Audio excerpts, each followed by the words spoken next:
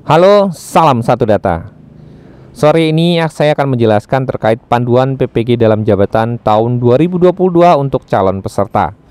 Nah, sekedar informasi, hari ini yang seharusnya jadwal pendaftaran seleksi administrasi untuk PPG diundur untuk 2 hari yang akan datang, ya. Nah, saya akan menjelaskan terkait tata cara untuk pendaftaran PPG dalam jabatan tahun 2022. Nah, ini ada buku panduannya. Yang pertama adalah teman-teman harus mengakses situs ppg.kemdikbud.go.id pada halaman browser perangkat Anda. Nah, ini sebenarnya ada banyak caranya. Teman-teman silakan akses ini atau teman-teman silakan akses ppg.simpkb.id. Ini sama saja gitu ya caranya. Jadi teman-teman silakan pilih mau klik yang ini baru masuk ke SIMPKB atau langsung ke SIMPKB-nya sama saja gitu ya. Di gambarnya silakan teman-teman klik di pojok kanan atas login SIMPKB.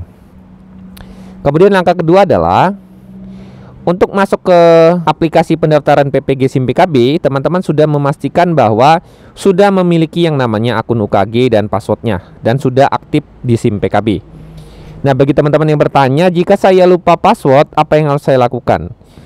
Yaitu melakukan reset. Nah, resetnya sendiri ada 2 cara, yaitu jika teman-teman sudah bergabung di komunitas, silakan hubungi ketua MGMP komunitas teman-teman untuk melakukan reset. Jika tidak tergabung di komunitas, silakan hubungi admin SIMPKB dinas masing-masing. Nah, silakan teman-teman login ke SIMPKB masing-masing menggunakan akun yang sudah aktif. Setelah login, nanti jika teman-teman termasuk ke dalam sasaran calon pendaftaran peserta PPG dalam jabatan tahun 2022, akan muncul notifikasi sebagai berikut gitu ya. Nanti akan ada tampilan hasil dari pemutakhiran data. Nah, pemutakhiran data ini sendiri diambil per tanggal 30 Januari 2022 kemarin, sesuai dengan surat edaran yang sudah disampaikan beberapa waktu lalu. Nah, di sini sendiri ada contoh teman-teman yang sudah memenuhi syarat untuk pendaftaran. Nanti ketika termasuk di dalam pendaftaran itu akan muncul yang namanya poin lengkapi profil. Nah, di situ berarti teman-teman diminta untuk melengkapi profil biodata diri. Silakan klik lengkapi profil, nanti akan muncul jendela konfirmasi pendaftaran.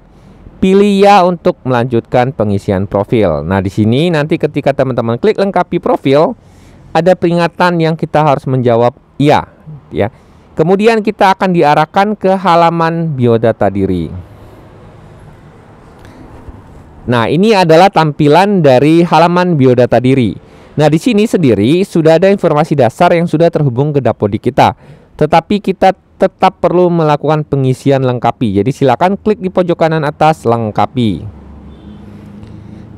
Nah, setelah kita klik lengkapi, nanti akan muncul nama, jabatan, gelar depan, jabatan fungsional, dan gelar belakang. Kemudian ada instansi asal, mapel yang saat ini sedang kita ampuh. Ya, kemudian ada informasi rekening dan lain-lain. Nah, di sini setelah perubahan data kita simpan, selanjutnya kita akan diarahkan untuk mengisi yang namanya linearitas S1D4 dengan bidang studi PPG.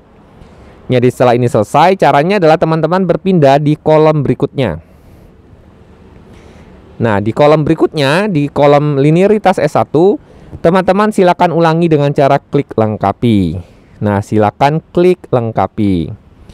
Nah, di sini patokan teman-teman untuk mengisi data linearitas adalah teman-teman harus mengisikan kampus, nama perguruan tinggi tempat kita memperoleh gelar S1 gitu ya.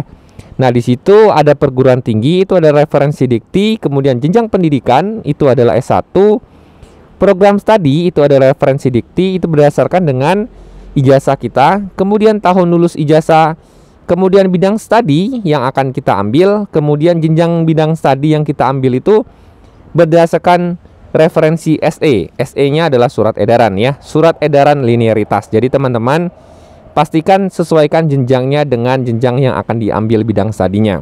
Jangan lupa setelah melakukan pengisian klik simpan. Kemudian kolom berikutnya yang harus kita isi itu adalah melakukan penguploadan ijazah gitu ya. Jadi di sini ada bagian kita harus mengunggah bukti fisik ijazah kita gitu ya, agar teman-teman verifikator dapat melakukan verifikasi ijazah kita. Jadi teman-teman silakan klik unggah. Kemudian siapkan hasil scan ijazah kita dengan format PDF dengan minimum ukuran 20 KB dan maksimum 1,5 MB. Pastikan ijazah kita itu di-scan dengan baik dan terbaca dengan jelas agar teman-teman verifikator dapat mudah melakukan verifikasi. Di kolom berikutnya, kita akan melengkapi yang namanya informasi terkait bidang studi PPG. Caranya sama, teman-teman jangan lupa klik yang namanya lengkapi. Kemudian di poin itu, silakan isikan jenjang bidang studi dan bidang studi PPG Anda. Jangan lupa klik simpan. Nah, contohnya adalah ini, teman-teman silakan pilih data bidang studi PPG yang akan diambil. Ini silakan teman-teman sesuaikan dengan surat edaran yang ada pada pengumuman PPG dalam jabatan tahun 2022. Setelah melakukan pengisian informasi biodata diri, selanjutnya adalah kita harus melakukan unggah berkas pendukung. Berkas pendukung yang harus kita unggah antara lain adalah SK pengangkatan pertama. SK pengangkatan pertama ini adalah SK kita pertama kali ditugaskan sebagai seorang guru. Kemudian yang kedua adalah SK pengangkatan atau kenaikan pangkat terakhir. Ini bagi teman-teman yang berasal dari PNS. Atau ini bisa juga menggunakan SK pengangkatan dari SK ketua yayasan bila dari teman-teman swasta.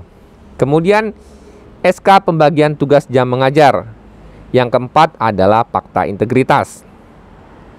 Nah, untuk bagian SK mengajar sendiri diperlukan itu adalah 2 tahun terakhir, yaitu 2021 dan yang sekarang 2022. Berarti sebelum teman-teman melakukan pendaftaran PPG, pastikan berkas teman-teman sudah disiapkan. Untuk fakta integritas sendiri, silakan teman-teman akses dari web SIM WKB-nya. Jadi silakan diunduh, kemudian teman-teman tanda tangani dan dibubuhi dengan materai. Jangan lupa semua berkas yang diupload itu adalah berformat PDF. Setelah semua berkas diupload, jangan lupa klik simpan. Lakukan semua pada berkas-berkas yang diperlukan. Poin berikutnya, setelah kita melengkapi profil dan mengupload bekas-bekas pendukung berupa file-file PDF, langkah selanjutnya adalah kita akan melakukan survei. Nah, ketika teman-teman sudah mengupload yang namanya biodata diri dan mengisi biodata diri, teman-teman nanti akan muncul kolom biodata diri. Nah, pastikan status profil dan status biodata dan berkas telah menjadi centang hijau. Nah, ini adalah contohnya. Ketika teman-teman melakukan klik biodata diri, pastikan status pemenuhannya sudah terchecklist hijau. Nah, setelah teman-teman sudah terchecklist hijau, baru teman-teman bisa klik yang namanya ajukan berkas. Nah, setelah muncul ajukan berkas seperti itu, teman-teman silakan klik yang namanya ajukan berkas. Nah, setelah klik ajukan berkas, yang diisi itu adalah berikutnya hasil survei peminatan terkait LPTK dan program studi yang Anda minati. Nah, ini adalah contohnya. Nanti di sini adalah survei peminatan LPTK. Nah, LPTK ini adalah nanti tempat kampus teman-teman akan mengikuti yang namanya PPG. Jadi di sini ini hanya sebuah survei yang menyatakan kira-kira teman-teman kalau ditentukan nanti ingin mengambil di kampus mana gitu ya. Jadi ini silakan teman-teman isi. Silakan prioritas kampus yang mau dipilih, yang mungkin dekat dengan domisili ataupun yang mungkin inginnya di mana dan dia membuka jurusan itu gitu ya. Kemudian jangan lupa klik lanjut. Nah, setelah klik lanjut, teman-teman akan dilakukan konfirmasi gitu ya. Terima kasih telah mengikuti survei peminatan LPTK. Anda ingin mengirimkan biodata diri Anda sekarang, jangan lupa klik simpan. Nah, setelah teman-teman melengkapi biodata profil, kemudian melengkapi berkas pendukung, dan sudah mengisi survei, maka ajuan teman-teman sudah berhasil diajukan. Langkah selanjutnya adalah teman-teman silakan memantau situs SIM PKB masing-masing untuk melihat prosesnya. Apakah nanti pendaftaran administrasi sudah disetujui, proses berikutnya dan lainnya gitu ya. Semoga informasi ini bermanfaat. Salam satu data.